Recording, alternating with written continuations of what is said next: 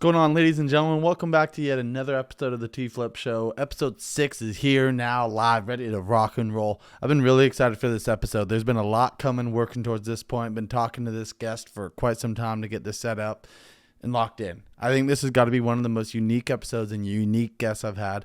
I'm going to be joined by Nicholas Laidlaw today. Nicholas is a journalist, war veteran, and on top of that, an author. I mean, he's doing a lot of cool things. You're going to hear a lot about him. And I really hope you guys enjoyed this episode as much as I did. If you're on YouTube, as always, I ask you one thing and one thing only. Be a friend and tell a friend, right? Like, comment, subscribe, all that stuff. And same with you, Spotify, Apple Podcasts, all my listeners. Go ahead and send this episode on over to somebody. If you enjoyed it, I'm willing to bet someone else that you know enjoyed it just as much as you did. So, friends, as always, thank you so much for listening, watching, and all the above. And I'll see you guys on the next one. Nick. All right, Nick, thank you so much for joining me, man. I really appreciate you. I'm excited for this, man. This has been something I've been looking forward to for a long time. So, first of all, thank you for joining me. Yeah, no problem. I'm looking forward to it too. So awesome. Well, hey, let's get right into it, man. So, you got this incredible Instagram page that is titled Battles and Beers. I want you to start by talking about that, how that name came to be, and what the page is all about for people who have no idea. Yep. So Battles and Beers was originally a podcast in and of itself. And then I started it with my buddy, Ricky Polina. He actually picked the name because we thought, well, we want something historical, but kind of down to earth. So in the Marine Corps, we call there's a place where people go to smoke and drink. It's called the smoke pit. And so it's like stories that would come from the smoke pit. So that's where like the battles came from and the beers, because I think that's where the truest war stories come from, is when guys get together and they start drinking. And so it started as a podcast where we would just talk about historical battles and stuff. And then it kind of molded into something different after that, where it was just primarily like an Instagram and Facebook page. And then Ricky went and he's doing his own thing now. He's got his own podcast and he's working for like one of those bigger news companies. So he's doing great. And I'm the one that stuck with B&B. And when it was kind of just me by myself, that's when it kind of turned into, okay, I'll read like a page of a book. So I'd be reading like With the Old Breed or something. And I'd write down like that was a cool, interesting part of that book. And so I uploaded it to Instagram and Facebook. And then I did that enough. And then enough people started commenting like their own stories in the comments. And I thought, well, like that's like a ton of history that isn't in books. And I think that's what I'm going to try to do now, is find all of these stories that aren't written down somewhere and write them down. And so after that, it just became me creeping through YouTube comments, going to different VA hospitals, sitting in the waiting rooms, talking to the guys there, like anywhere on the internet or in person you can imagine. That's where I've gone to find stories. That's incredible. So you get all these firsthand accounts that you go out and find your way through them, whether it's, and that's actually even cool. I kind of got the feel from your Instagram, obviously, with the, through social media is an incredible tool nowadays to meet people and get a hold of these people and hear their stories. But you mentioned you went into even VA hospitals and you spoke to veterans there. Yep, that was a great place to find guys from World War II, Vietnam, Korea, all that stuff. Because a lot of them, they're not on Facebook or Instagram, right, or stuff like that. So, and we're talking about veterans. Can you tell me a little bit? You're a veteran yourself, correct? Yep. So I had basically always wanted to be a Marine. My family immigrated here from South Africa in the early 90s. And then I was old enough to remember 9/11 happening. And I was old enough to remember seeing the Battle of Fallujah happen on TV. I remember like, that's what I want to do when I grow up. And so it's the day I turned 17, I dragged my mom and dad down to the recruiting office and signed the papers. And then a year and a half later, I was in the Marine Corps. And I served from 2012 to 2019. 5 years of that, I was active duty with 2nd Battalion, 6 Marines, and Charlie 4 Fast Company. And then from 2017 to 2019, I was in the Marine Corps Reserve in Des Moines, Iowa. So, yeah, it was fun. I was a rifleman, team leader, squad leader, platoon sergeant, all that. So, and what led you away, I guess, for lack of a better word? Did you just decide that you wanted to kind of move on in your life, or was Yeah, there? well, that's the thing is I think everyone will agree in the military, it's very much a love-hate relationship.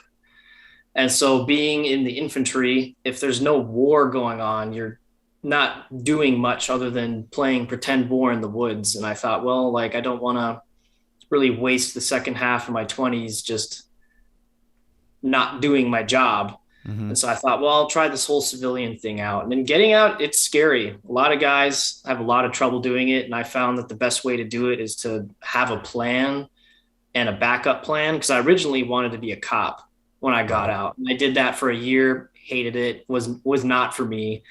The stress was there that I just didn't need in my life. And so then I started looking at education and I'm actually going to school now to be a history teacher. Wow, that's incredible. Good for you, Yeah. Nick. That's killer. Yeah. Yeah. It's super fun. So what you said that you did police work for about a year and Yep. you found stress that came with it. Did you was there even I would think, I mean, given I'm naive to it, a civilian, right? There was more stress looking into police work than there was in the military when you were serving? I would say it's about equal. It's just I worked at a small sheriff's department, and Okay. so I was never really not working. And Mhm. so it was me, another deputy, and the sheriff. Gotcha. And so Okay. it felt like I was always at work, and it was in a town of like 5,000 people. So I was eating Subway or Dairy Queen like 5 times a week. Man, that's a diet right there. Yeah, it was just not for me. Yeah, no, that it's that's all part of it, right? Figuring it out as you go, and Yeah. especially the number one thing you hear about veterans, and after they're done serving, is okay, what's next? So I want to ask you about that. Is Mhm. what was the plan? So we talked about police work, but how'd you get your mental right? Basically, what did you say to yourself, like, okay, this is what I need to do and not get stuck? So I had watched a lot of my senior Marines leave the Marine Corps, and then like six months later, 12 months later, they'd be messaging us like, "Hey, I really want to get back in. Like this just isn't for me. I don't know what I want to do," and stuff like that. And I thought, well, I don't want to do 20 years, but I also want to be successful when I get out. And I think a big part of veterans struggling to succeed when they leave is that they are not willing to let go of their service is the big part of it. And I'm not saying like just forget you were a Marine or a soldier or airman, sailor, whatever, but it's like they need to realize that civilians don't owe you anything. Like you're not just going to get handed a six-figure job Mm-hmm. when you get out. My very first job leaving the Marine Corps was pushing carts at Walmart. Like that was a pretty big gut check for me because like 2 weeks before that, I was leading a squad of Marines, and then I was pushing carts around in Walmart with a yellow vest on, and it was just a total change. And it was definitely becoming a civilian humbles you because no one cares what you did. You could have been a Green Beret or something else, you know? Pushing papers, sure, Yeah, but it pushing doesn't matter. papers. No one cares. And so that I think that was the hardest part for me about trying to be more successful is just letting go and just giving into the system of civilian life. Like you not everyone has their place, you know, because like in the Marine Corps, a lot of guys, like everyone has their place and everyone knows what they're doing. In the civilian world, like I wanted to put people in their places all the time, but you just can't do that. And Yeah, so, that's interesting you mentioned that too. I forgot what I was watching or listening to recently. Actually, you know what? It was an old Joe Rogan episode with the gentleman. I forget. I can't think of his name, but he was a guy who got saved out of the Lone Survivor movie that they made. It oh was, yeah, I think it's Matthew Latner or something like that. Marcus Luttrell, I Oh think. wow, wasn't even remotely Yeah. close. But point is, but he talked about that, about switching from the military to civilian life, and he went from making orders, taking orders in the military, and then going to civilian life, like wanting to do that, but then wait, that doesn't necessarily work, and that's what No. he mentions that he eventually went back to. He went back to battle and back into the military despite the injuries that he faced. So it's super interesting that you bring that. I hear that in multiple cases. So Yeah. I want to kind of shift here back a little bit onto battles and beers and your page Yep. and everything. So you said it first started as just taking history that's not already, I guess we'll say, written, for the lack of a better word, and you're taking all these first down accounts that aren't stored. Now we are in a very, very unique time right now in our society. I mean, it is bizarre to say the least. I mean, that's even an understatement. And it seems that your page has really made a shift into what it's covering. Can you tell us about that? Yeah. So before the war in Ukraine started, I covered everything I could get my hands on. I got letters and diaries and journal entries from World War One. I spoke to World War II veterans in person and through email.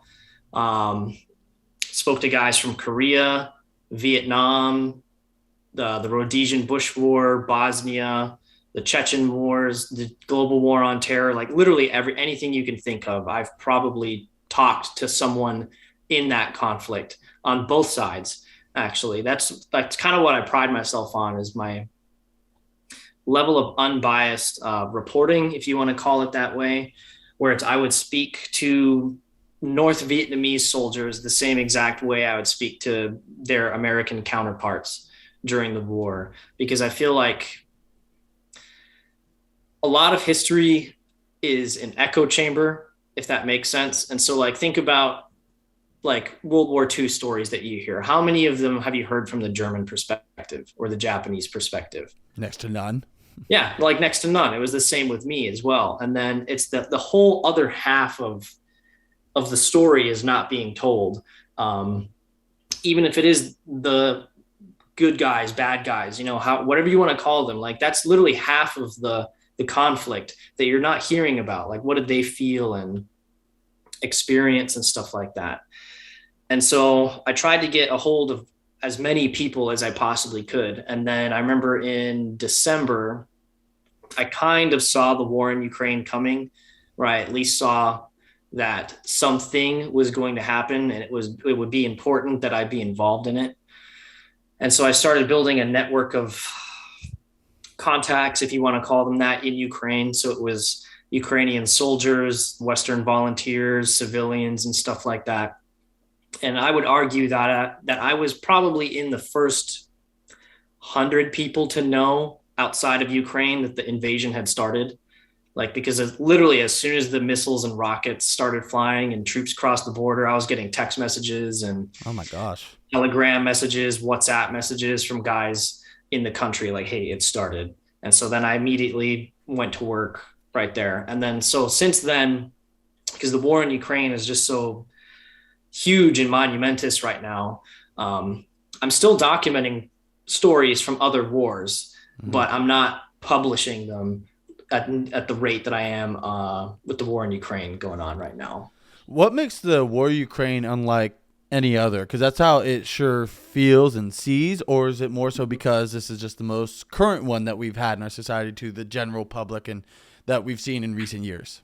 Yeah, well, I'm not like a official historian or trained in this or anything like that, but it's been a long time since two uniformed armies have engaged in conventional warfare against each other, like at least to this scale, especially in Europe. As far as I know, this is the largest war in Europe since World War II. I might be wrong. I'm pretty sure it is. And so, like, you hear war stories about guys from like the global war on terror and stuff, and there are some really bad battles there. Like there were like Marja, Fallujah, Ramadi, Sangin. All of those were pretty intense, heavy battles. But the Taliban never had tanks or Su-25s. Or these multiple purpose rocket systems, like it's definitely a different kind of war. And all of the volunteers that I've talked to who participated in the global war on terror that talk about their experiences in Ukraine, they're like, it's not even comparable. It's a completely different war. I think what from a public standpoint, for referring to myself and most others, I think the most like ground shaking thing that made me realize was like, oh shit, this is happening, was seeing in the news, like I think it was a Russian tank and then a Ukrainian civilian trying to escape in a car. The Russian tank basically, from what I recall, backed up, ran it over, and then back again. And it was like, Okay, that is absurd. Because and being younger too, I'd never seen something like that before. War Mhm. firsthand, where it wasn't on the History Channel or something, right? Yeah. Go ahead. What were we gonna say? Yeah, I think I know what video you're talking about. And I think it was actually a Ukrainian tank. Oh, was it? I Regardless of think either side, right? so. Yeah, Regardless I of either think side. so. But there's like definitely plenty of other videos out there. Like there's a Russian BTR that just unloads on this old man and a granny driving down the road. I remember seeing that in like March or something. And that for me was one of the like, man, this is real Yeah, moments. definitely. What I'm like super shocked by is the way Zelensky has held his ground and really like shown his worth, I guess, as a leader. But then there's some things that are said about him contrary to how he's treated his people in the past, and it seems like it's almost contradicting. Do you have a take on Mhm. that? Uh, Personally, I'm not one to really delve into like the politics of war, if that makes sense, or like the Mm-hmm. politics of countries before and after conflicts. For me, what I really try to like dig into is like the personal experiences of people experiencing uh, combat, especially in Ukraine. Like all the time, if you go into the comments in Battles and Beers, there's people leaving like, oh, why this war should be happening or why it's not happening. And personally, like the reasons why it's happening or who's the good guy or who's the bad guy are not that important to me. Um, I think it's the stories that are on the ground, like what people are experiencing. That's what I'm interested in. I will say I do think Zelensky is an incredibly resilient person, whether he's a good guy or the boogeyman, whoever wants to look at it that way. Yeah. Um, I will respect that he did not leave the country. I know Right. plenty of other world leaders who would have been out of there the second the war started, but he has not moved. As far as I can tell, he's not changed clothes either. I always see him in that like green getup. Um, yeah, he's a very interesting guy. A lot of people have compared him to like that he's like the Ukrainian Winston Churchill, stuff like that. I don't know how true it is, but Right. I think he's interesting. I definitely like to sit and have a beer with him. No But kidding. yeah. Aren't there accounts of him on the front lines with some of his guys, from some of his civilians and counter? I know from earlier in the war, if you want to call it that, a lot of the verbiage and like the words you use in Ukraine needs to be very carefully picked.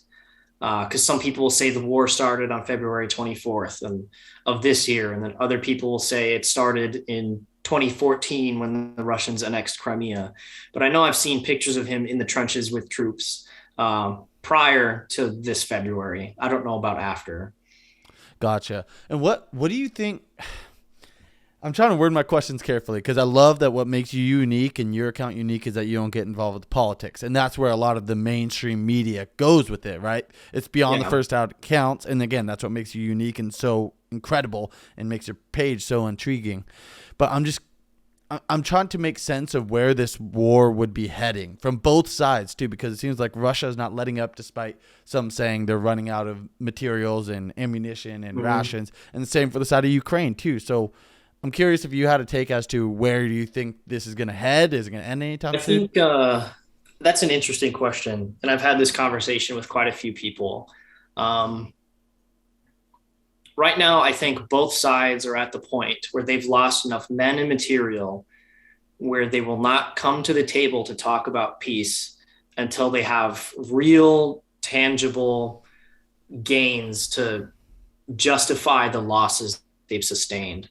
A very similar thing happened in World War One, where like a year into the war, everyone was like, "Oh shit! Like this is really bad. Like we should talk about peace." But Mm-hmm. then the societies of these countries never would have accepted a peace because of the losses that they had incurred doing that. It's like so you need something to justify the deaths of all of these people. And so I think I don't. So the war changes every day.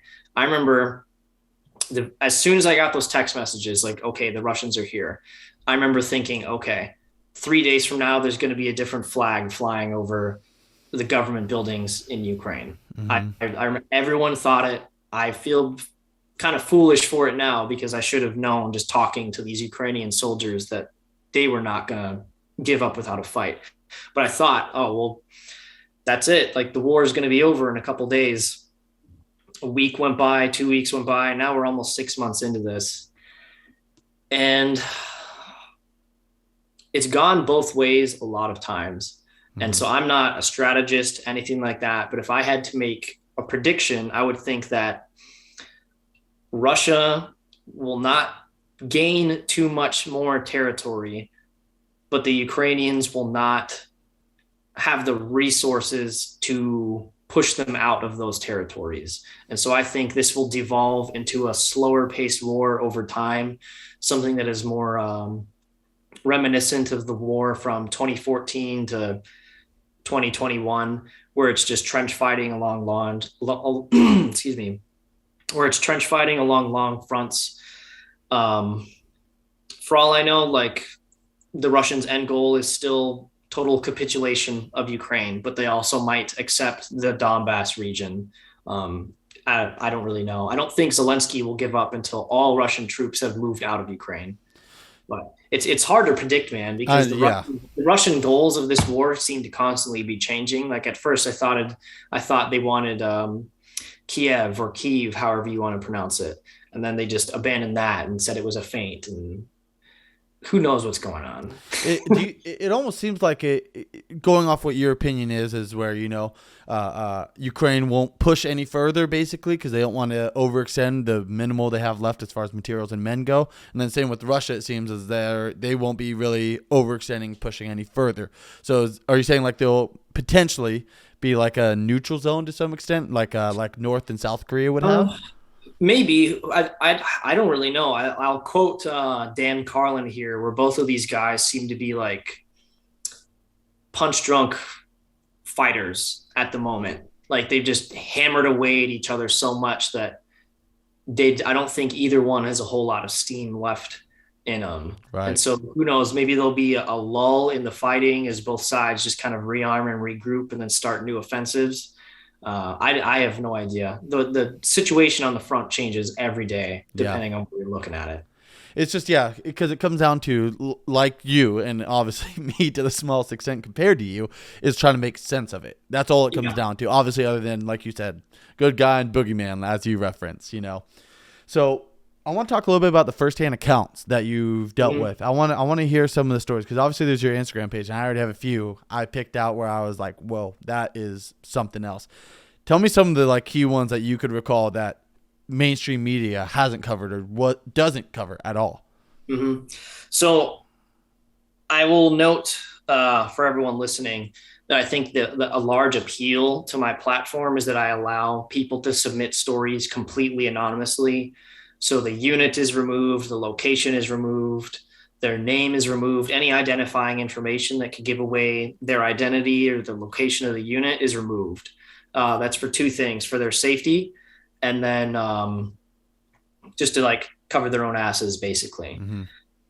And some people get upset that I don't post proof of people's identities and stuff like that, but I don't care personally. I tell everyone to take these stories with a grain of salt always, because it's impossible to verify any war story, even with the citation 100%, because there's always going to be details left out. There's always going to be details added. So just putting that on the table right there is that the majority of the stories I document are anonymous. Only I know their names, where they are, stuff like that. So trust me, don't trust me. It's up to the people watching and people reading. I don't know if I want to call it my favorite story, but the one that had the biggest impact on me is a Ukrainian soldier by the name of Anton Kryl. And so he fought in Mariupol, and he was a defender of the Azovstal steel plant. And I met him in early May. We found each other on Instagram and we started talking. And he gave me his entire story of the battle from day one all the way up until the day he was killed. And so May 13th, I had messaged him. We'd like finalized our like interview, and the last question I had was, "What do you want to do when the war is over?" And that he said when they get pulled out and relieved from there, that he was going to marry his girlfriend. And then just a couple hours later, he was killed by a drone, and that was confirmed by that was confirmed by another guy in his squad that I'd been talking to as well. And so I don't know. I don't know why, but I form these weird connections with a lot of these guys that I'm talking to because most of them are confessing like the worst days of their lives to me. And I feel like I'm half freelance journalist and half therapist sometimes. And so I don't know, I just form like these weird friendships and stuff like that. And it's happened a lot of times where I interview someone and then come to find out like a couple days, weeks, months later, they get killed. But Anton was the one that hit me the hardest because he was killed that same day that I had spoken to him. Yeah. And I had spoken to him pretty in depth about his experiences. And I've talked to his brother since then. His brother was also fighting in the city and he was wounded and evacuated before the encirclement. And I've talked to his girlfriend as well. And it's just sad, but I'll always remember the name Anton Kirill. He was 22 years old when he died. That's some powerful stuff, man. I mean, that just, I don't even know the guy. And just from you telling me the story gave me chills. I mean, I can't imagine that. And that's a powerful statement to say that you're half, freelance journalist, half therapist. Because these guys are almost like find like peace with, getting off the chest. And that's what I sound like a broken record, but that's what makes you and what you do so incredibly special and unique compared to other, I guess we'll say, news sources regarding war and everything. Thanks. I appreciate that. And I take a lot of pride in the platform that I'm building. It's done a lot of good things for veterans in the past, whether it's like just venting a story and then a lot of them read the comments and they'll say like, it's nice to be noticed. Mm-hmm. A lot of that. They say it feels good to see that like what they are enduring isn't being ignored is a big part of it. So with these, what you hear a lot about military and soldiers and I guess soldiers that have seen war and stuff, and whether it's family at home or these soldiers and the bond that they grow in between each other, and then relating to you and the, like you said, connection, air quotes around them for that you grow with them. Do you almost feel the need to desensitize to an extent, and same with these soldiers, to almost protect yourself from being hurt in this scenario? Because it's war. Sadly enough, it's war. People die. I do.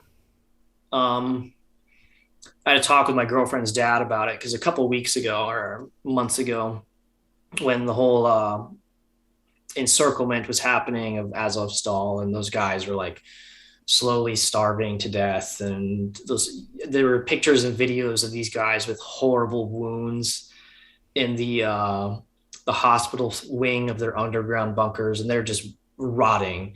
And I was talking to a lot of the soldiers inside of there, and I was talking to a lot of their family members as well, like their girlfriends, their wives, their mothers, and all of it was it was like Holocaust level sad. Yeah. And it was happening like right there. And I was involved in it. Like I was getting pictures and videos from inside, and they were all talking to me, like essentially of like the worst case scenario of something that can happen to a unit in war.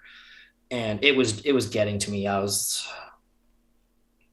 It was weighing pretty heavy on me.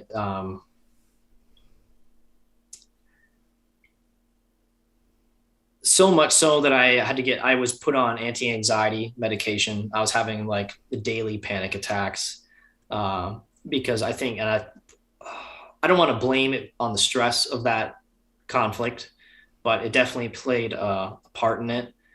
And so since then I've had to like detach myself a lot from talking to a lot of these guys. So when I try to do interviews a lot of the time, I don't try to get too involved in their lives, if that makes sense. Definitely. No, it does. I mean, if I could only imagine the position that you're in, because your goal is to put out the most, I guess, informational product out there. We're calling it product, but that's not the word. Mhm. But basically, story. Sorry, not product. Story is that you want to Yeah, gather all the information you can and learn about that person, that account as much as possible. By doing that, consciously or subconsciously, you're growing connections. exactly. So it's like, damn if you do, damn if you don't. Yeah, you can't get these stories without getting into the nitty gritty details. Because especially what I try to do is I try to get them to tell me about the things that they think about when they're alone. Like when you're just staring off into space, like what are you thinking about? And you don't think about random bullshit. Like you're thinking about stuff that traumatized you. And so when they're telling me that, like you can't just be like, "Oh, thanks for the story." Like I sit there and I talk to them like I'm like, "Wow, man, like this is quite a story. Like if you want to talk about it, like I know plenty of other people who have been through some things like this. I've been through some similar things like that. Like I'm not just a guy on a phone, like I can talk to you, like so that's why I say I'm half journalist, half therapist. Right. It's I'm taking a lot to unpack here because I mean this Yeah, is same something here. I've never heard these things. I mean, outside of your Instagram, it's one thing to read it; it's a whole nother thing to hear it, and it makes you again, like we're talking about, so much more connected to the story and be like, Mm-hmm. it's just overpowering in a good way though. It's Yeah. incredible, Nick. I love it. I want to bring up a specific guy. Well, actually, no. Before I go there, I want to talk about this. Is I want to talk about the freedom fighters. And for the people that don't know, those are people that have came from the United States and who have wanted to go and support for the Ukraine. Correct? Mhm. Yep. So how has that come to be? Because United States basically said we don't want to send any soldiers because that's us getting over involved, and that becomes a war against Russia, and that's something that we don't want to do right now. But at the same time, they want to help Ukraine. So how does that all work if someone wants to go help Ukraine with the freedom fighters that are there now and even more to come, if so? So there's a lot of different ways to do that. At the beginning of the war, literally hundreds, if not thousands, of people were sending me messages asking how to go to Ukraine. And I was like, I'm not a recruiter. I basically have no idea, but I can look for you if you want. And how most people did it in the early part of the war was they flew to Poland. They either hitchhiked or got a taxi to the Ukrainian border and then just showed their passport to the border guards there and were like, I'm here to fight. Where do I have to go? And then they just get told where to go. And then from there, they'd get their ID picture taken, they'd sign a contract or something, and then they'd get sent off to a Foreign Legion unit. Other guys literally just walk into the country, meet a group of partisans or Ukrainian Foreign Legion, something like that, and they join that way. There's lots of different ways to join, and you can leave whenever you want, from what I understand. And so I know a lot of guys who showed up, uh, got wounded, and then just went home. And I know a couple others as well who showed up and then just deserted their units. They were like, shit, this is not Afghanistan. These guys are, the Taliban didn't have Su-25 bombers. I'm getting out of here. And that's what they did too. So you use the word deserting. Are you talking about they basically leave Oh yeah, they deserted. unannounced? Like they just ran away. Wow. And to the what? Go to the point to go home wherever they've came Yep, from? they ran away to go home. And I've talked to a lot of the guys there that were in these units that they had deserters in, and no blame is held. Like it's a different kind of war. It's a war, like we talked about at the start of this episode, is that it's a war that we haven't seen in quite some time. Yeah, the level of brutality and the volume of people dying is just something we have not, at least in my lifetime, not experienced anything quite like it. And are these freedom fighters mostly veterans? Are they United States civilians? I mean, who makes up most of them? So that's an interesting question. There are a ton from the country of Georgia. And so Georgia was invaded by Russia in 2008. One of my good friends, if you've, I've documented a ton of his stories on B&B. His name is Viking. I don't know, for anybody listening, Viking is from Georgia. I got his friend Zura as well. I've interviewed him. There's a lot of fighters from Poland, the UK, the United States, Canada, Australia, New Zealand, Brazil, even some from Korea. They're from everywhere. That's I would have assumed that majority were. I feel like it's either veterans or even just. Yeah, Uh, the majority are veterans. There's also some who are former cops or are cops currently, EMS guys, and not all of them are going to fight either. A lot of them are going to be aid workers, so that's running supplies into different villages that are cut off or evacuating families, stuff like that. Or they work in Poland, helping with the refugee camps there. So there's a lot. There's a lot of roles to help support Ukraine that don't involve directly fighting the Russian soldiers. how does isn't is there a language barrier? Because I feel like these freedom fighters, let's say they just English speaking freedom fighters who go there, is there much of a language barrier, or how's that work? There is, yeah, but a surprise, especially to me, because I remember when this war started, I thought, oh shit, like Google Translate better be on the money now. But, but a surprising number of Ukrainians do speak English and they speak it pretty well.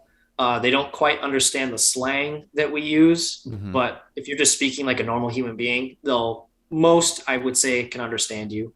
Um, but yeah, there are language barriers. And from what I understand, in a lot of these units that have Americans or British soldiers in them, they have like Ukrainian handlers who speak English and Ukrainian, or Georgian and Ukrainian, or something else like that. I wanted to bring up one specific guy. I remember when I first, because I found your page, some time ago before I reached out to you, and this is a little bit more recent story, and because I know there's billions, it feels like, of the stories and the soldiers that are there in Ukraine right now. And the one guy that caught my attention immediately in the story that I've become fascinated with was Nightcrawler. Um, I Nightcrawler. I thought that was so freaking cool. So I'm going to share my screen here. So obviously you know the story, but then so we could see it here. I absolutely loved every ounce of it, of his story and what he had to bring to the table here. So tell me a little bit about Nightcrawler here as I pull up his pictures so people could see who are watching on YouTube, and then our listeners, you could help describe it as well. Yep. So Nightcrawler, his name is Lee McGreevy, I believe, and I had seen pictures of this guy during the Battle of Moshun, and I had heard and talked to. So I will say I've probably documented the most stories from this specific battle than any other news agency reporter in the whole world.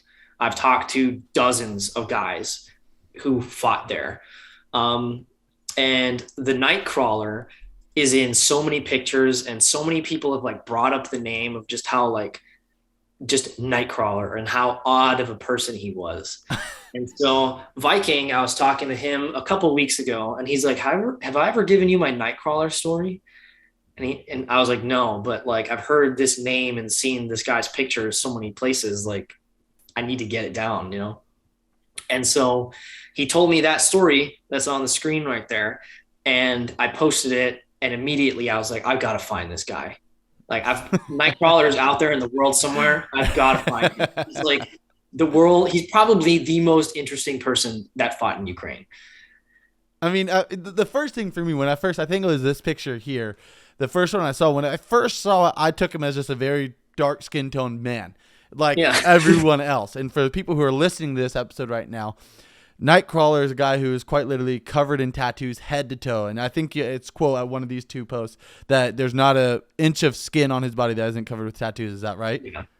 Yeah. He's probably in the top 1% of people in the world that have tattoos.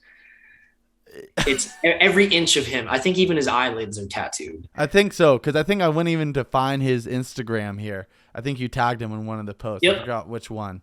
But it was just so fascinating. So what was, for the people who don't know, and they could always go to your Instagram and read in depth, but if you were to give a gist of his story, what's Nightcrawler's story? So Nightcrawler, he decided to go fight in Ukraine. How I found him was the guy who drove him into Ukraine and drove him to like the Foreign Legion base. And he said that he found Nightcrawler wandering around the refugee camp with no money and no idea where to go. And so he just dropped him off, and Nightcrawler ended up in that unit that went and fought in Moshun. And so, yeah, and there were just tons of crazy stories about him and then like Viking said, he like rarely ever saw Nightcrawler with a rifle. He just had like 6 or 7 steak knives on him, and that he actually does. So there was an allegation that Nightcrawler had body armor sewn onto his stomach. Yes, I almost And, forgot that. but he does. It's What? it's subdermal body armor. So it's like into his stomach or his Yeah, chest, it's or into his stomach. It's a subdermal like soft armor. that's absurd. Like, how does even one go about that? Because you I can't go don't. to a doctor and ask for that, can you? I I mean, that is bizarre. don't know. If I've ever heard of someone being the closest thing to a living Terminator, it's Nightcrawler. That's awesome. I know he just looks like an absolute unit. So that's the again out of. He's also like one of the nicest guys I've ever met. I feel like the guys that look like that, because if you're going to go off looks, right, that's the first thing, no matter what realm of our society we're talking about, people go off Yeah. looks first to making a judgment on a person. He looks like he's hard ass jerk. Don't mess with him. He'll rip your head off type person. Yeah, But he's one of the nicest guys I've ever met. And I just gotta say, if there's ever a movie made about the Battle of Moshun and like the defense of Kiev, like he's got to play himself. There's no actor in the world that could be a better Nightcrawler than Nightcrawler. so did he say how the I don't know because they're probably focused on so much more. But did he ever talk about how the tattoos came to be or no? No, I never talked to him about that. Yeah. I talked to him about his experiences during the battle and all that stuff. I mean, he actually had to go home because there was a court case he was involved in because someone in the UK tried to shoot him with a shotgun. So, What? yeah, What? Wow. Well, that's nuts to say the Yeah. least again. But yeah, he's super interesting. yeah. So, and for the people watching and listening right now, again, Battles and Beers Instagram page, there that is one of 708 posts to be exact of incredible stories, people. I mean, and that's just tipping the iceberg of things I saw. So, if I were to pull something up here too, Nick, if you have anything to reference, let me know as we're talking about it here, because I mean, I would love for people to see this who aren't familiar with your Instagram account. So, is there a video or photo, a story that you'd want to bring up in regards here? Um, let me look around here. If you got one to pull up real quick. I don't right off the top of my head. I put you on the spot here, but Okay. no, There's a couple that I really like. because I'd love for you to kind of break it down and hear it from your voice. One thing to read it, but then if you could describe the story and tell me about it and what you heard, that'd be incredible. Yep. So there's one guy I interviewed a couple months ago. His name is Yuri, and he was a Ukrainian Marine defending Mariupol. And his story is actually a couple posts long. It's like 6 or 7 parts because it's so long. And it's the defense. So he was in the trenches day one of the war. Russians came and pushed them out of that area. So they retreated to Mariupol. And then he talks about fighting like the factory network there and just being under like constant Russian assaults and stuff like that. And so they were running out of food, they were running out of water, they're running out of ammunition. And so they had two choices. They could surrender or they could attempt to break out. And he was part of the group that attempted to break out. And so I remember there was footage relatively early into the battle of yep, that's him. That's Yuri right there. Yeah. There was footage relatively early in the battle of Russian tactical bombers bombing a convoy or a caravan of Ukrainian vehicles, and that was his unit. And so a whole bunch of them died, and it was just this horrible thing. But a bunch of them did manage to break through the encirclement. And so he and a couple other guys managed to like kind of avoid Russian forces for a couple of days. And they got ambushed and shot by Russian special forces. And he ended up becoming a POW. And I believe he was shot 3 to 5 times. And he was in a wheelchair for a long time. Oh, my goodness. Yep. So he was a Russian POW. He was in he was captured by the Russians and then released a couple months ago. And so I talked to him about his entire story, and it's just one of those crazy ones where like it could be a book, man. I what I don't understand, Nick, is how you're not. I mean, given you have an incredible following on your Instagram, but how you're not more known. I mean, these stories are unlike any other. You can't find them anywhere else, and I don't know how you're not more world renowned known. I guess we'll say. I mean, it's awesome. It's I don't know, that would be nice, but I'm just basically building a following, 100 people a day. yeah. Like the important thing to me is that like I don't get like famous or sell books, anything like that. It's that I get as many of these stories written down as possible. Mm-hmm. That's what I care about, is like I could have a following of like 200 people, but as long as I get like 3 stories a day, 1 story a day, like I'll be happy. How do you find these guys? Now that we're talking about all these stories. Okay, that's the interesting part. So I originally, it was, like I said, it was a lot of like creeping in YouTube comments and stuff like that. But then once I got to a following of about 30,000 followers, I started making like wanted posters, if you want to call them that. And I'd post them in my story where it's like, hey, I'm looking for these kinds of people in this part of the world. If you know someone or you are someone who is one of these people, send me a message. And so I get a ton of stories that way because people share them, and they just end up reaching out. I mean, every time I upload one of those wanted posters, someone responds like, hey, I know a guy, or I am that guy, something like that. So that's a big one. And then another way is the following just sends me the Instagram, Facebook page, or WhatsApp, Telegram number of a person. And they're like, hey, this is a soldier. Send a message, tell him X sent you. And so that's how I get a lot of stories as well. And how do your interviews conduct? Like, how do you go about them once you get a hold of someone? Sometimes they are over like voice messages. So I'll ask them questions and then they'll respond with a voice message so I can transcribe it. I don't typically like doing like Zoom sessions or something like that because I'm just typing like crazy and I don't have a chance to like get all the stories written down properly. What I prefer to do is I'll give them like a list of questions and then I give them as much time as they want and they can sit and type it out. Because I find that stories can be a lot more raw, they're a lot more truthful and a lot more detailed if you've got time to sit down and like really think about like how those snaps of bullets coming over your head felt, Because like if you're just talking in a conversational manner, like, yeah, we got shot at, then we ran to this building and I killed a guy and that was it. But if like you can really sit down and get a chance to like sit and type it out and like recollect all these things in your memory, you can just recall all these details and put them on paper. And so I prefer to let them type it out. Yeah. And then it takes a lot longer, but I think the quality of the story that comes out of it is just vastly superior. Quality is always so much better than quantity. So if the stories are getting pumped out, but they don't have the details that we're talking about in the quality, then what does it matter? Yeah. What was I going to ask? I wanted to know about, okay, once they've written it out, are you kind of rewriting it or is it copy and paste?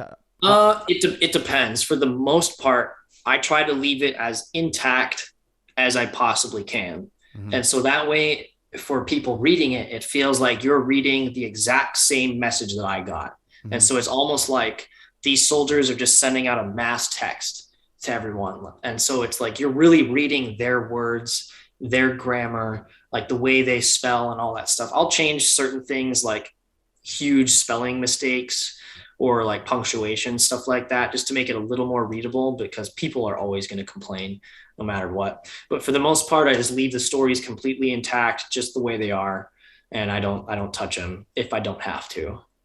That's awesome. You keep it entirely authentic. I love it. It makes the stories feel even more real and firsthand, because you mentioned about the people that, oh, how real is this? Is this fake? Da, da, da. It's like, who are you to lie about it? If anyone's going to, it's going to be the people reaching out to be. But even then, again, what's the point? Why would someone lie about an account in a story like that? Yeah, I get a lot of like, oh, this is fake accounts, like, oh, this is fake comments on stories and stuff One, I don't care. Like if you don't believe it happened, I don't care, and neither does the author. Mm-hmm. You know, the important thing is that the story is out there, and some people will believe it. Mm-hmm. You know, and that's what I care about. Um, Again, I tell everyone to read every single story with a grain of salt because things are obviously going to be left out.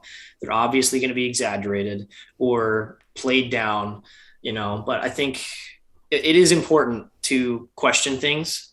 I do get sent fake stories quite often, especially from the global war on terror generation. I got a lot of fake stories from there.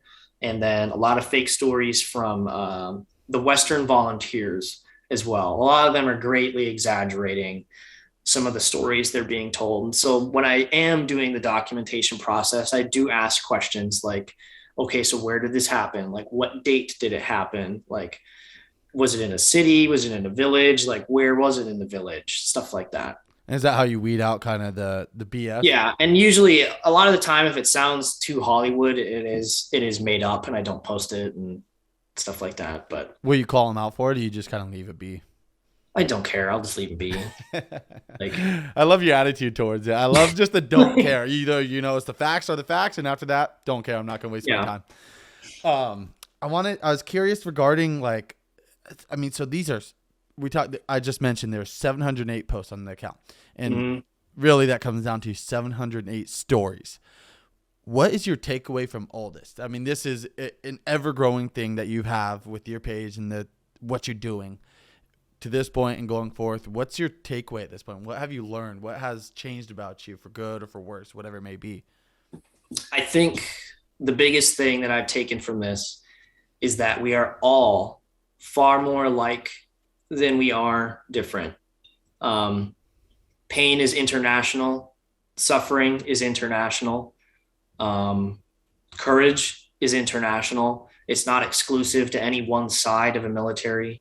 I have interviewed Russian soldiers, and a lot of the time, if I didn't label it as a Russian soldier, people would have no idea because he's talking about how much he misses home, how much he hates this fighting, stuff like that, you know. And even when I talk to the Taliban, like a lot of them join the Taliban for the same exact reasons that I joined the Marine Corps, where it's like you felt compelled to do something and the Marine Corps is the best way to do it, or the Taliban was the best place to do it, you know. And so it's really kind of made me realize that we are all vastly more similar than we are different, especially in war. And it does bring out the very best in people, and it does bring out the very worst. I'll just talk about some Russian soldiers here real quick. No, please do. Yeah, so a lot of people get upset that I talk to Russians, but, you know, like I said earlier on, that both sides need to be documented. I'm not uploading them on Instagram anymore because one, they just get banned right away. And Really? two, yeah, they almost immediately. And it's not the pro-Ukrainian side that complains so much. It's the pro-Russian side, because a lot of the soldiers are not conforming to the propaganda pieces that are being pushed by the Kremlin. And so I've talked to a lot of Russian soldiers who are not quite on board with all of this. And there was a story I posted a couple months ago. It was like right at the beginning of the war, of a Russian deserter. He ran away. And I just got in contact with him again 3 days ago. Can't say where he is, but he made it, and it's quite a journey. And it's another one of those things where it's like, we're all more alike than we are different. You know, at the end of the day, all of these soldiers, they just want to go home and they want to sit down and have dinner with their families. Yeah, there's definitely pieces of shit on both sides. Okay. Definitely. I've seen video evidence and firsthand accounts of horrible things Russian soldiers have done. And then on the flip side of that, I've also seen videos of Russian soldiers on their knees with their hands tied behind their backs, getting shot in the head, like one by one at the end of a road. Like, there are good and bad people on both sides of the war. Yeah. And I do have my own personal views on the war. I believe Ukraine has a right to sovereignty and to govern itself. I don't think this invasion was justified. but that doesn't mean I believe every Russian soldier is Adolf Hitler. Mm-hmm. Okay. A lot of them, the vast majority of them, were the same exact thing as me. I have no ill feelings towards the Taliban, you know, or I guess that's not true, but but it's like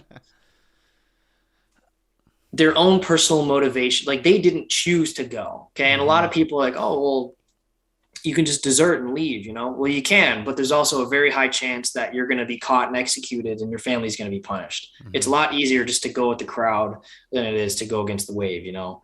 And so it's not me making excuses for one side or the other. It's just life is not as simple and easy as some people are trying to make it out to be. Yeah, it's not cut and dry. It's so Yeah, far it's not from cut it. and dry or black and white. No. So what I've heard from, I don't know how reliable these sources really are, but from what I've heard regarding the Russian troops at the very start of it, when they first started invading, a lot of Russian soldiers were either lied to or misled as to what the full intentions were of this war and invasion, why they were doing it. Because at the end of the day, it's said that, Ukraine and Russia, they see each other as brother and sisters. And then these soldiers are told to go shoot them, basically. Is that true? Have you heard that from these first-hand accounts from Russian soldiers? Yeah, I will read a little bit of that story from that Russian that I was talking about because he was talking. And this isn't published, right? You haven't. This is not published, Okay. and it probably will not be until I publish my book. Let me find it real quick. So this is two different stories. One is from a Russian deserter, and one is from a Russian who fought in Mariupol. First one is from the Mariupol guy. So it is true. I thought I was killing Nazis. They told us that their government had turned out Slavic brothers. I turned our Slavic brothers into Nazis and that we were going to liberate them. I was with the 3rd Guard Spetsnaz Brigade. My first mission in Mariupol was to take out an Azov machine gun team that had been killing our infantry. So and then later on in the story, he goes on to talk about like these guys are not all Nazis. Like there definitely are some Nazis in Ukraine, but it's like we were lied to. And then the deserter was talking about how he also completely believed the propaganda and that he knew an invasion of Ukraine was coming. He was in the VDV Airborne. And so they knew beforehand that they were going to be dropping into specific places in Ukraine. But he broke his leg on getting off of a truck. And so he said what saved his life was breaking his leg because it gave him time to sit and think about what they were doing instead of just going along with the invasion. And so he ended up running away once his leg was healed enough to run. And so he's safe and sound now. That's good. I mean, I would have a hard time imagining with something like that because these are humans we're talking about. Like you said, we're all human. We all are a lot more alike than we realize. And so as a soldier, you're trained to take orders without question, do as what's told to the people who are superior to you. But Yeah. we all have brains, we all have our emotions and all these things. And I feel like in a scenario like this, for us, more particularly so these Russian soldiers, I feel like it'd be so hard to sit there and, act as if a zombie and just take orders as you're told without any second thoughts about it. Because I mean, they're going in there to kill their own brothers and sisters for all they know, and the way that they're related, it's absurd. Yeah, and it's interesting how the Russian army works.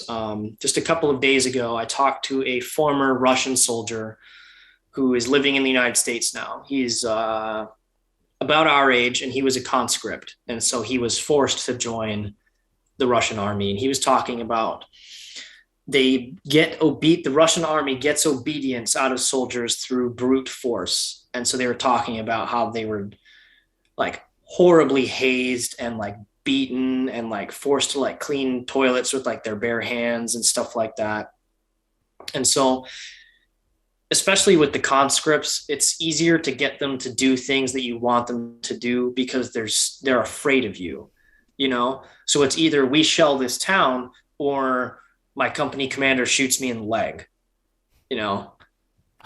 It's stuff like that. And so like, again, I'm not making excuses for anyone, because at the end of the day, you're still the one in charge of making your own decisions. Mm-hmm. But there's definitely coercion at play.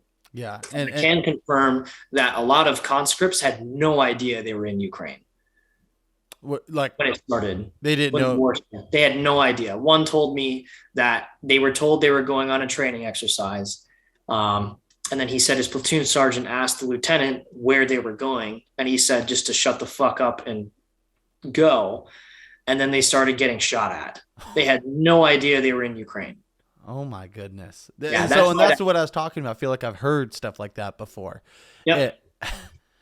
It's absurd. I can't imagine. I mean, because that's only stuff I feel like you hear about not even hear about, see in movies or stories. Yeah. And fiction, you know? Yeah. It sounds made up. A lot of this is so crazy. It sounds made up. It's hard to believe, truthfully, in the sense of imagining it and being like, put yourself in that position. People need to understand, like, Eastern societies like Russia and Western societies like the United States are just so vastly different. Mm-hmm. Definitely. Like, it's like population control and like controlling people and like believing propaganda. It works in both countries, but it's very effective in Russia, especially when like you don't have many opportunities for work. And so that conscript that I talked to, he said you have two choices. You either serve in the army or you become a police officer, or you work in the what's it called? Like the oil fields, stuff like that. Oh, wow. And he's like, well, that's why that's why such a large percentage of the Russian army is just poor kids with no education who blindly follow orders, is because that's the only choice they've got. Yeah. That's horrible. I can't. Yeah. What life is there? What goals can you set? Because these poor kids, I think about, who set these goals and aspirations for themselves growing up, and then they realize the crude reality of what options they have, talking about Russian civilians turning soldiers or police officers or oil field workers, as you mentioned. Yeah. I mean, terrible. So I don't want to have people thinking I'm sympathizing with Russians too much, because they are making their own choices. So I see your point, though. I don't think you are. I see your point. I will talk about some of the Ukrainian suffering and courage as well. I've talked to plenty of Ukrainians who dropped their families off somewhere else in Europe and went back to fight. And a lot of these guys were civilians like weeks before that. And then they're in uniforms with basically no training, and they're all 100% willing to fight and die for Ukraine. And I think that is just something so crazy, and that you would see so few other places in the world. Mm-hmm.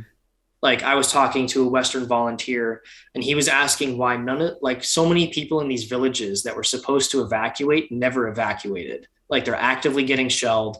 The Russians are there. And the response was that if we leave, it makes the Russians think that we are weak and our country is weak and we don't want to fight.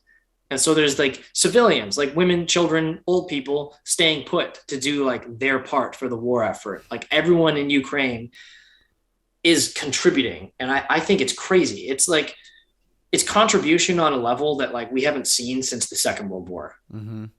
To see a whole country come together like that, in all aspects. Yeah, it's like a whole country of Winston Churchills. It's crazy.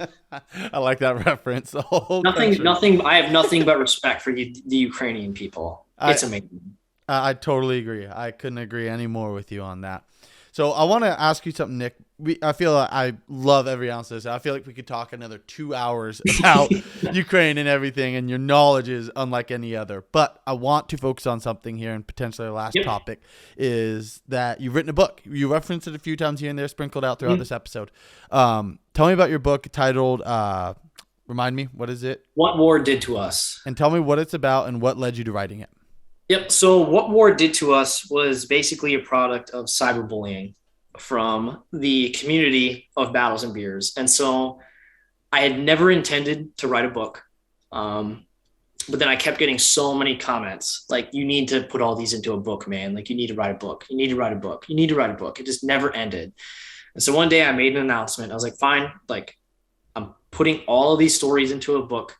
And so it's a compilation of stories from 1914 to November of 2021. So it's got over 30 different wars in it and perspectives from both sides of that war. So like World War One to now.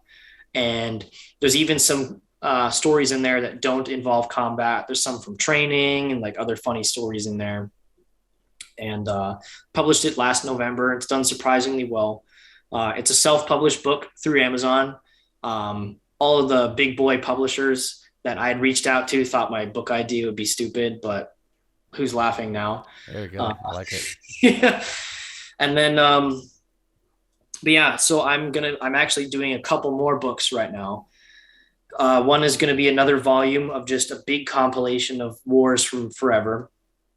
And then another one will be just on Ukraine. And so the one that is just on Ukraine, I was actually editing right before we left here, and it's got about 300 pages in it. Wow. That's just stories from Ukraine. You got that many pages on just Ukraine, which is a far short 6 months. So the plan was, okay, when the war is over, I'll publish a book. But now it's like there's no real end in sight, and it's like I can't have like a 2,000-page book. You have an encyclopedia on your hands. Yep. So it'll be just the first 150 days of war. So the cutoff for this current volume of Ukraine is July 24th. So is this a foreshadowing to potential volume 2 following this as well? There will definitely be another volume. So not even just foreshadowing. Lock it in. Yeah. Write that down. Write that down. Nick, I love it. You're an incredible dude, man. I've loved every bit of this conversation. Your excessive knowledge on this stuff. I mean, because I'm trying to wrap it up. I have more questions I didn't even think about. It's like, here's another question as to why. Why has all of a sudden mainstream media was covering this? Throw them out. You couldn't get away from it if you wanted to. And now all of a sudden it felt like after about 2 months, it's like, meh. And you would think if you just watch mainstream media, there's nothing going on in Ukraine. It's either just done or kind of just trickled out. But that's so far from the case. Do you have an answer to that? This is probably the bloodiest stage of the war. There are several like large battles going on right now. And I see nothing about it in the news. Yeah, nothing. Nothing. And so that's one thing I hope people remember is that it wasn't mainstream media who told the stories of this war. It was your small grassroots independent reporters, journalists, and photographers. Mm-hmm. So I've had several mainstream media platforms. I'm not going to name them, but they have tried to poach my sources and my stories without giving me credit. Wow. That is something I do get a little booty hurt about is I don't gatekeep stories because they're not mine, but I do conduct the interviews. So like, if you're going to share it, the proper thing to do is at least like cite me as the guy who gave it to you. But I have had several big ones in the US that have just used my stuff without asking permission. What? Why do they feel so entitled to do something like that? I feel like you would think with maybe to not even justify it, but maybe a small page, a small news source, but you are far from that. If you ask me, just shy of 100,000 followers. And just shy, like 99,000 now, something like that. Yeah, that's absurd. That unnamed big news sources. But I don't know why they just abandoned it. Like if it could be with like the Roe versus Wade stuff, the Johnny Depp Amber Heard trial, Amber Turd, the clown show. Yep. Yeah. Just stuff like that. Like, and then again, Western people have a very short memory. They get bored of things very quickly. Yeah. And so the war in Ukraine now in mainstream media is like that Toy Story meme where Andy's dropping Woody, and it's like, I don't want to play with you anymore. That's perfect. That is spot on. But I'm not going anywhere. I will be covering this war every single day until it's over. Like, love it. I did the math the other day of how many hours I had spent documenting just this war, and it was disgusting. You wish you hadn't looked it up? I wish I had not looked it up. Oh man. Well, Nick, this was an absolute pleasure. I think we're going to wrap things up here. I would love to eventually in the future have you back. I mean, as things transpire, I imagine. Yeah, absolutely. That'd be a lot of fun. Oh, absolutely. I totally agree, Nick. So thank you so much for joining me. Is there any exiting pieces you would like to add here? Every person has a story, and every story deserves to be told. Love it. The one of many powerful statements you've had throughout this episode. So, Nick, thank you very much for sharing your story and people's stories with us and educating myself and viewers and listeners. So thank you. Yeah, thanks for having me. It was a pleasure. Awesome. Well, folks, that's the show. I mean, that was something else. I seriously am ear to ear right now, smiling with this conversation. I know I went away with, feeling with more knowledge, saddened almost by the sick reality of war and what it does to us as people and divides us, and as well as feel like I've learned more of what's going on in Ukraine, because as we mentioned, mainstream media is not covering this stuff. So I highly encourage you guys to go show Nick some love on his page, Battles and Beers on Instagram, as well as go check out his book. I know I will be. I'm not a big reader, but I know I will be going to check out his book and going to go see that, because, I mean, that was just tip of the iceberg. So hopefully there'll be more to come, guys. Make sure you go in the description below, whether you're on YouTube, Spotify, Apple Podcasts, whatever it may be. In the description below will be Nick's Instagram page. Go check it out, as well as a link to go buy his book on Amazon. If you support me, you'll go support him. So, folks, thank you again so much for listening, watching, all that good stuff. And as always, be a friend and tell a friend. Thank you, folks, and I will see you on the next one.